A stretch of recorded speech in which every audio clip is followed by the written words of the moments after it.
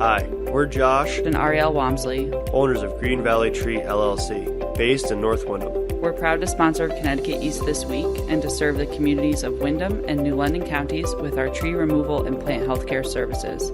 Visit our website at greenvalleytreeworks.com for a full list of our services or give us a call on 860-234-4041. We look forward to hearing from you. It's a new year, so what news stories from 2021 will spill over into 2022? We talk with Christine Stuart of CT News Junkie, the state's longest-running online news service, reporting on what happens in the capital to get some insights. Plus, we take a look at other stories making the headlines from around the region. This is Connecticut East This Week.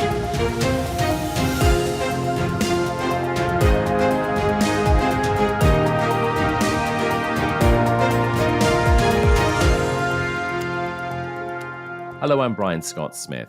It's the beginning of a new year, 2022, and as most news organizations do at this time, we look back at some of the biggest stories that dominated the headlines in 2021. Here in Connecticut, of course, COVID, like everywhere, was never out of the news, but we also saw other major stories last year that had significant impact in the state.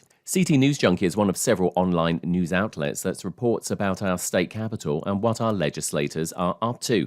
They've become one of the go-to sources for news of this nature because of their fair and balanced reporting and the years they have been doing their work and cultivating their news sources and understanding the day-to-day goings-on of our state government. I caught up with Christine Stuart, one of the founders of CT News Junkie recently, for a chat and recap of the stories of 2021 that we will still be hearing about this coming year. Christine, thanks for joining us on the podcast.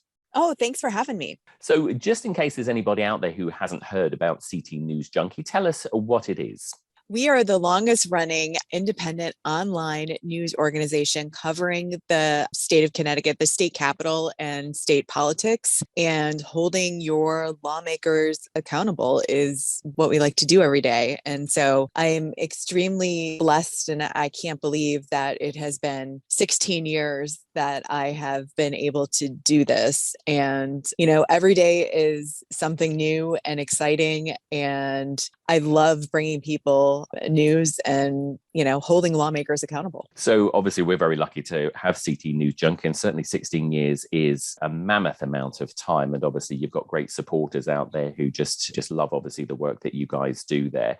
So, of course, things changed. We've now been dealing with COVID globally for 2 years now. How did that affect your ability as a journalist? Because obviously a lot of interactions with legislators. So talk us through that. Right. So at the very beginning, what was really interesting was that obviously the governor was having his briefings every day at 4:00 on COVID, and we were actually coming to those physically in person. And so I think that this was because everything was shut down at that point. We were one of the few entry points to be able to provide information about what was going on. So we immediately pivoted and figured out how to live stream those newscasts on Facebook. And so that was hugely important to us reaching broader audience that might not have known about us because they don't necessarily follow politics on a regular basis. And then at that point, we had the Department of Labor, so we had this workforce issue. All of these people were unemployed because the economy had, essentially shut down, and all these people were unemployed, but they were unable to get their unemployment benefits. So in this weird roundabout way, we ended up becoming this intermediary between people who were trying to get their unemployment benefits and the Department of Labor. So we were acting as that service sometimes. And, a lot of the things that we did during those early days of COVID didn't necessarily become a news story. We kind of became this help point, this touch point for people to be able to access their benefits, access their government. And so that was really important. And then we went into, the legislative session where the public wasn't allowed to be in the building. And last year, every public hearing was held via Zoom and televised. It was all remote, and, lawmakers were remote. So being able to access lawmakers. Luckily, we had most of their cell phones on the ready, and that was hugely important that we had previously established those relationships so that we were able to get a hold of them. But it became, it was really intense. Would this lawmaker, would you be able to reach them? Would they pick up the phone? So basically, state government could have hidden what they were doing, even though they say that they brought more transparency. I think it was less transparency and trying to get them to respond to these questions, because I think that they also didn't know what was going on or what necessarily the public wanted from them, because they were unable to access those personal conversations. So it's been this really interesting evolution. Yeah, I agree with you as a fellow journalist. I mean, the ability to use technology clearly just to stay in contact with people or to do interviews, as I'm doing with you now, we're using a piece of technology and both of us are hundreds of miles apart from one another. And of course, that's a great thing, but it also hinders the ability to ask those extra questions. And like you said, with public hearings or with press conferences, I often found myself, journalists were very restricted as to how they were able to ask the questions. That had to be done through a chat rather than the journalist actually being able to necessarily voice the question so that a real dialogue could happen. So I hear what you say. It's been an interesting time. I think that people also don't understand, like when we were going to the COVID briefings at 4:00 every day, and we were still in person at that point because they hadn't figured out how to switch over to completely virtual. Like, our questions within the Connecticut Press Corps play off each other. So you couldn't have that. You had to wait for Max Reese to call your name to ask your question, but somebody else might have asked a question and you had a really good follow-up to that question. You couldn't immediately ask that. And by that point, they were already past it. And so I felt like it wasn't as comprehensive as it could have been if we were all still in person. Obviously, some big stories, plenty of big stories happened nevertheless in 2021. We're going to talk about a few of them. I suppose two of the biggest ones, really, marijuana, retail sale of marijuana, which of course will be happening at the end of 2022. But of course, that all passed through an online gambling. Talk to us a little bit about the marijuana, because I think people weren't quite sure if that was going to get through or not. Yeah, I mean, it had been around for a few years, and I think that the push from all of the neighboring states doing it and the potential for the loss of revenue, it was tenuous, though. I mean, we were not quite sure that it was going to pass, and then at one point didn't pass. It failed. One version of it failed, and they had to come back and do another version. So this actually passed during a special session. And so, they're still fighting over the regulations for this. They pushed it out again. The Social Equity Council that is going to create this lottery for the communities that were impacted by the war on drugs to be able to get into this business was pushed off. Applications for that was pushed off again until the end of January. So I don't think that we're going to see retail sales in Connecticut anytime soon, but it is legal. So if you want to go to Massachusetts and you want to purchase it and bring it back, Connecticut won't be getting that tax revenue, but you also won't be getting arrested.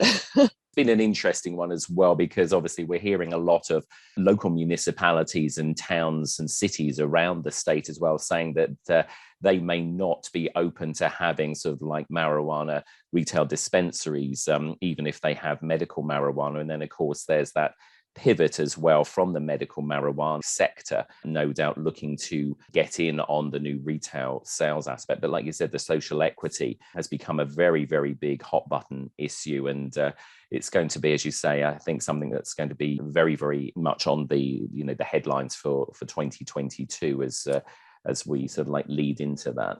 And I think that people should look at Enfield and see that, elections matter, and that it went from one party to another party. And the previous town council had said, we don't want any cannabis sales in our town. And then there was an election and the new council said, we do want retail sales in our town. So it's, it could flip all over the place, and it depends on who's in power, and people need to be paying attention to who who they're electing if they care about this issue. Absolutely. And of course, there's the licenses themselves, which, there's a variety of licenses, but some of that's pretty expensive as well. And I think that's part of the issue as well for maybe the Social Equity Council as to whether or not, because these things don't come cheap, is can actually somebody in a disadvantaged part of the state manage to muster the funds? Because even, established organizations that deal with marijuana sometimes have financial issues. And of course, there's the whole banking structure as well, which is still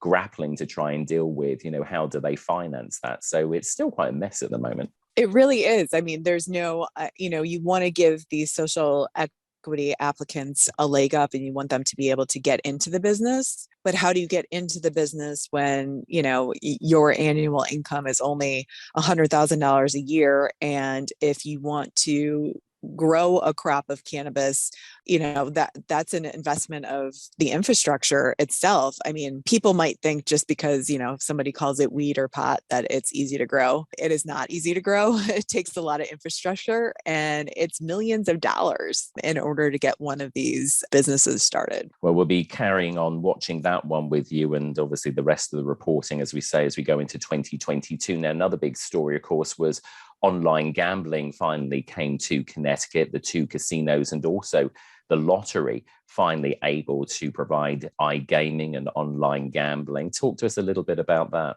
Yeah, so this was, good for the state's bottom line. I think within the first month, they had brought in $1.7 million in tax revenue. The casinos and the Connecticut lottery have done very well, both with sports and online casino gaming. Online casino gaming actually brought in more revenue than the sports betting did, even though the sports betting seemed to get more attention from the news media. But it's been good for the state. At the same time, we're seeing this problem crop up, especially with men between the ages of 18 and 25 becoming addicted. And there is some problem gambling. And I'm not quite sure. The bill did allocate some money to address problem gambling, but I'm not quite sure it's going to be enough. And it's going to be hard to uncover some of these issues. Yeah, that's an interesting point. I mean, we do have the Connecticut Council on Problem Gambling, which is a great organization, which I know that both of the casinos and the lottery very much work with, and funding comes from the casinos and goes to the council. But like you said, it will be interesting to see what happens with addictive gambling, because I wonder with, COVID still very much around, and clearly as we enter 2022, with the Omicron variant, and we don't know what else is down the road, I think people are turning, they want some leisure pursuits. And I just wonder if COVID is also helping to fuel this interest, because obviously, you can be at your home or somewhere and do this. So this is going to be a very interesting one. But of course, I mean, it's also, apart from, that negative aspect, of course, there is a big positive aspect to it, because like you said, it does bring in a lot of money for the state. And as I understand the rules as well, anybody coming into Connecticut, visitors can obviously do this as well. So, I mean, it could generate, or obviously the governor is hoping that it will generate millions of dollars for the state. Yeah, definitely. I mean, it is dangerous, though, that everybody has a casino in their pocket now, because you can pull it right up on your phone. But the state actually also has an exclusion process. So if you think that you are going to become a problem gambler, or that this is a problem for you, you can actually block yourself from being advertised to, or, being able to download any of these apps on your phone, or being able to actually place a bet for 1 year, 5 years, or a lifetime. And so you can do that on the Department of Consumer Protection website. I also heard as well, I think definitely when I was at one of the press conferences, I think it was for DraftKings, they mentioned that their software also has sort of algorithms in there that if you start sort of gambling in a strange manner, that apparently their software should be able to detect some of that. And they claim that they, will be able to effectively sort of block you as well if they feel that something is maybe going, amiss there. I mean, clearly, again, we have to go on what they say, but, supposedly there are safeguards in place. But again, it's going to be another story that we continue to watch. And like you said, the money that's been generated already seems to be substantial. So people have clearly jumped on board the online gambling and iGaming situation here in Connecticut. Now, another thing, of course, we want to talk about is the retirement or the stepping down of the Comptroller, Kevin Lembo. That's came almost like a little bit of a bolt out of the blue. But I mean, where you're a little bit more connected up there in the Hartford area in the legislature, I mean, was it a surprise when that announcement came out that he's stepping down? It was a surprise because he has, I think that he hid his health issues for a long time. And I don't know how long that this has been going on. It's so sad because Kevin Lembo has the biggest heart, and the fact that he would have some sort of heart problem that would force him to stop working, it was hard to comprehend. He's a young guy, and him and his partner Charles, they've raised 3 boys together. They're also foster parents. Kevin Lembo, his legacy of creating this open government, this transparency, this open checkbook on the state's website has been phenomenal. He's the former state healthcare advocate. That's the capacity I originally met him in, and has a real understanding, and he was a Democrat, but he wasn't necessarily a partisan. He was very much, when it came to the state's pocketbook, very, very straightforward and fiscally responsible, and valued transparency above all else. Yeah, totally. I mean, I met Kevin on a few occasions, and I have to say, just a true gentleman and such a professional. And clearly, we wish him the very best and hope that health gets better if at all possible, obviously, as he steps down from that position. But he leaves the office in good hands there. Now, of course, 2022, the governor is up for re-election, and he kept us all on tenterhooks for quite a while, and then finally gave the statement that he had filed the paperwork and intends to run for governor next year. Talk to us about that.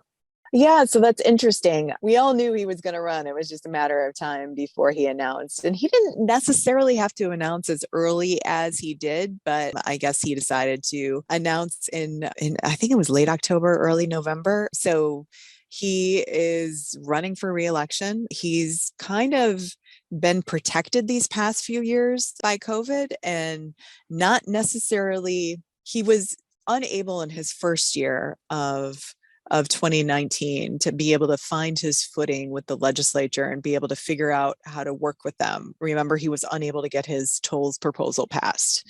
So doesn't have a really good track record with his relationship with the legislature. And I don't know that COVID has improved that, because he's had this executive power, which doesn't expire until February 15th. And so he's kind of been left to run the state unchecked at this point. So it should be interesting to see. Obviously, Republicans are going to use that against him. But I think, the other issues for the election are going to be, the state's finances, the economy, and youth crime is going to be a really big one. And of course, there's a lot of money flooding into the state, like so many other states, with the infrastructure bill as well. And also 2022 is a short legislative session. So, I mean, could that work for him or against him, do you think? Well, it's always a short legislative session in an election year. So, yeah, I mean, I guess it all depends on whether his executive authority expires in February or whether he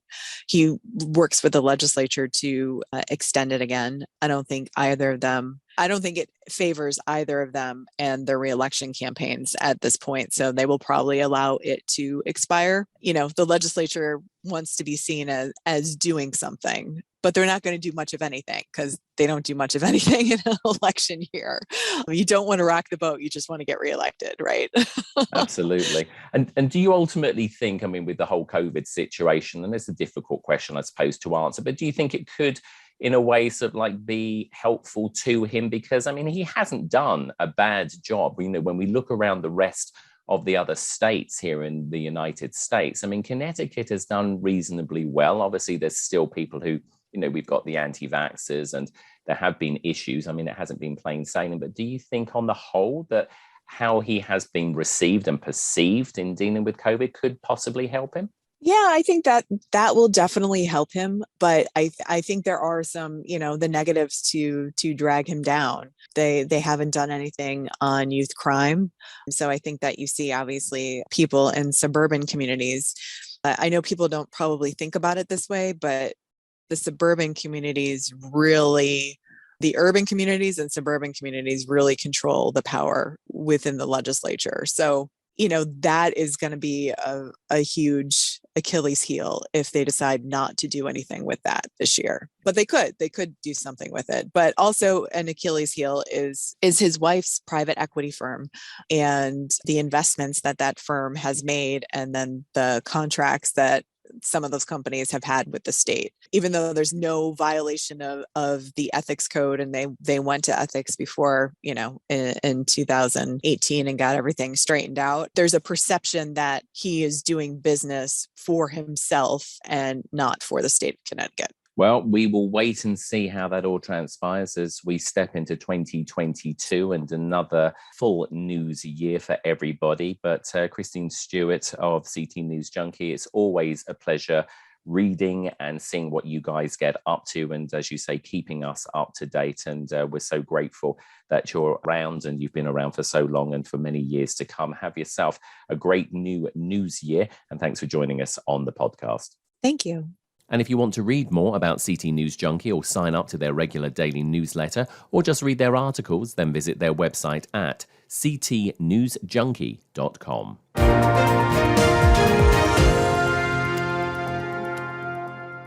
Put a frog in boiling water and it'll jump right out. But put a frog in cool water and slowly heat it up, that frog will boil. As veterans, we tell ourselves the lie that we can handle anything. We let the water boil. You are not a frog. If you or a veteran you know needs support, don't wait. Reach out. Find resources at va.gov/reach. That's va.gov/reach. Brought to you by the United States Department of Veterans Affairs and the Ad Council. Got deer problems? Let us help. With Green Valley Tree LLC's Deer Preventive Spray, guaranteed to keep deer away from your precious plants, bushes, and trees for up to 6 months. With cold weather on its way, deer will be looking for sources of food. Don't let your front and backyards become their pantry. Call Green Valley Tree today at 860-234-4041 or visit us at greenvalleytreeworks.com. Time now for a look at some of the other stories making the headlines in the region recently. More than a year after the vaccine was rolled out, new cases of COVID-19 in the US have soared to the highest level on record at over 265,000 cases per day on average, a surge driven largely by the highly contagious Omicron variant. The previous mark was 250,000 cases per day set in mid-January last year, according to data kept by Johns Hopkins University. The fast-spreading mutant version of the virus has cast a pall over Christmas and New Year's, forcing communities to scale back or call off their festivities just weeks after it seemed as if Americans were about to enjoy an almost normal holiday season. Thousands of flights were cancelled amid staffing shortages blamed on the virus. The number of Americans now in the hospital with COVID-19 is running at around 60,000, or about half the figure seen in January, according to the Centers for Disease Control and Prevention. While hospitalizations sometimes lag behind case numbers, the figures may reflect not only the protection conferred by the vaccine, but also the possibility that Omicron is not making people as severely ill as previous versions.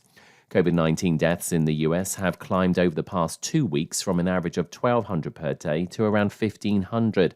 And here in Connecticut, COVID numbers have soared recently too, with the state reporting daily new infections and rates up into the double percentage points, and hospitals across the state restricting visitor access to try and protect healthcare workers and those already in hospital. With more conversations happening this year in Connecticut and across the nation about police officers in schools, a new report shows their presence in educational settings contributed to more referrals to law enforcement, particularly for students of color. Emily Scott from the Connecticut News Service has more. The report from Connecticut Voices for Children analyzed data from the 2017-2018 school year and found the risk of arrest was 5 times higher for Black and Latino students in schools with police officers. Report author Samaila Idalahi says for students of color, the officers can play a role in the school-to-prison pipeline. If our school campuses are places where we want to educate, to build emotionally mature young people, people who are able to participate in the workforce, who can excel at what they choose to do, then the presence of SROs kind of like defeats that purpose. Statewide in Connecticut, 22.5% of schools had an officer at least part-time during the 2017-2018 school year. The report also found no significant effect on student academic achievement in schools with SROs. I'm Emily Scott. In the Connecticut Examiner this week, in June, the Connecticut Department of Education released a new framework for health education, whole school, whole community, whole child, in keeping with the more popular buzzwords among educators over the past few years, social emotional learning. The most critical part of this is that there is much more emphasis on education of the whole child, said John Frasinelli, Division Director at the Department of Education's Bureau of Health, Nutrition, Family Services and Adult Education. According to Frasinelli, the new framework places a greater emphasis on teaching, self-awareness, decision-making, respectful behavior, and skill-based learning. The new framework will also help ensure that local districts are better aligned with state standards, according to school officials interviewed by the CT Examiner. The last time the framework was updated was back in 2006. In the day this week, Governor Lembo announced that the state will be increasing Connecticut's 2020 Earned Income Tax Credit from 23% to 41.5% of the federal credit. The move is meant to help low to moderate income working people and families disproportionately burdened by the coronavirus pandemic economically, according to a news release from the governor's office. It is being paid for with $75 million from the state's $1.38 billion in federal coronavirus aid. Almost 200,000 households are in line for the enhanced credit, which will go to households that filed for the Earned Income Tax Credit in 2020 and make up to $56,844 a year. In the Norwich Bulletin this week, with $3.4 million in federal funding provided through the American Rescue Plan, Norwich City Council has given the green light for a series of substantial upgrades to the city's antiquated emergency dispatch system. Some improvements came in 2018 when Norwich voters approved a ballot question to upgrade radio systems used by the police department. Completed earlier this year, the work almost entirely eliminated so-called dead areas in the city, where officers responding to a call could not communicate clearly with dispatchers. Now, with the benefit of the federal funding, city council members approve upgrades to replace antiquated equipment and improve communications for the city's 6 fire departments. In the Middletown Press this week, the Haddam community has rallied behind a crowdsourcing drive set up by the daughter of a volunteer EMT who recently suffered a cervical fracture when his car hit an icy patch on the way to work. The GoFundMe account for Rudy Duranick, a member of the local ambulance association, has a $15,000 goal. His family hopes to raise enough funds to buy him a new vehicle. Rudy, who has been a volunteer for 40 years, is a retired wire company worker. His daughter said her father didn't carry full insurance on the truck because of its age. His truck hit an icy patch on Route 81 in Higganum 2 weeks ago, which caused it to flip over. His daughter said this time he was on the receiving end of volunteer life-saving efforts. So far, the fundraiser has collected over $3,000. And in the Chronicle this week, the Christmas holiday weekend was relatively quiet for some local emergency responders who did have to attend to a few accidents on area roads. According to Willimantic Fire Department Chief Mark Scrivener, Willimantic firefighters responded to 45 incidents between the Christmas Thursday and Sunday, including an accident in Lebanon on Christmas Eve. He said the number of incidents firefighters respond to during the holiday weekend was lower than a typical weekend.